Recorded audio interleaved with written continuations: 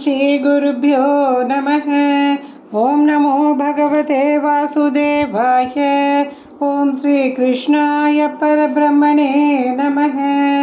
अथ सप्तसप्ततितमं दशकं जरासन्धादियुद्धवर्णनम्।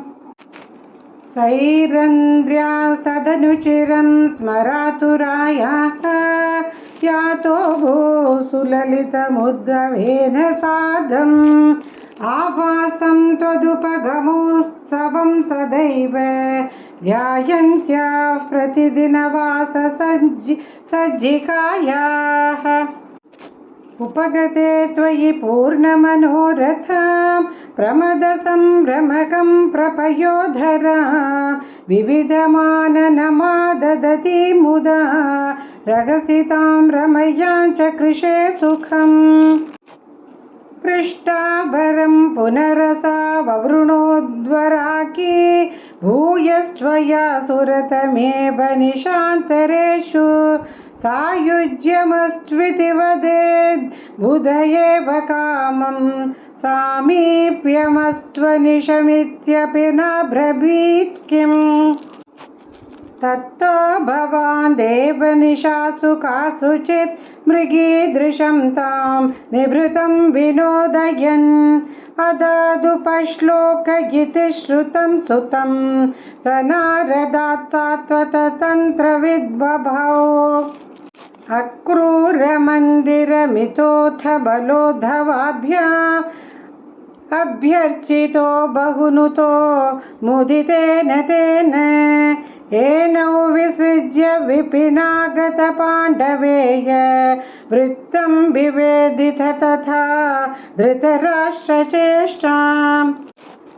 विघाता जामातुः परमसुहृदो भोजनृपतेः जरासन्धेरुन्दत् यनवधिरुषान्देथ मथुराम्। रथाद्यैर्योर्लब्धैः कतिपयबलस्त्वं बलयुतः त्रयोविंशत्यक्षौहिणी तदुपनीतं समहृताः। बद्धं बलादत बलेन बलोत्तरं त्वं भूयो बलोद्यमरसेन मुमोचितैनं निःशेषदिग्जय समाहृत विश्वसैन्यात् कोऽन्यत्ततो हि पौरुषवास्तदानीम्। भग्नः सलग्नहृदयोऽपि नृपैः प्रणुन्नः युद्धं त्वया व्यधित षोडश कृत्वैवम् अक्षौहिणीक्षि शिव शिवास्य जगन्थ विष्णु सम्भूय सैकनवति 300 ददानीम्।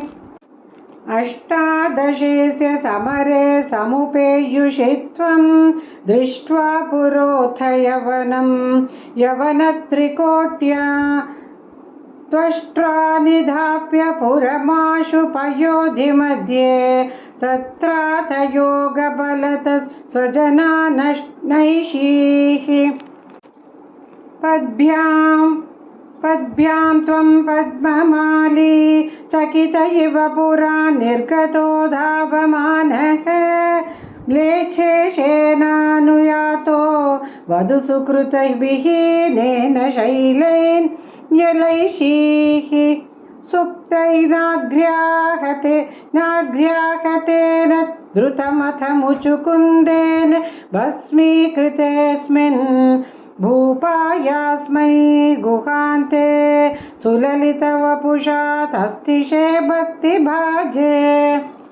ऐक्ष्वाकोऽहं विरक्तोऽस्म्यखिल नृपसुखे त्वत्प्रसादैककाङ्क्षी आदेवेति स्तुवन्तं वरविततिषु तन् निःस्पृहं वीक्ष्य हृष्यन् मुक्ते स्तुल्याञ्च भक्तिं दुतसकलमला मोक्षमप्याशु दत्त्वा कार्यं हिंसा विशुद्ध्यै तपयिति च तदा प्राप्तलोकप्रिया प्रीतित्यै।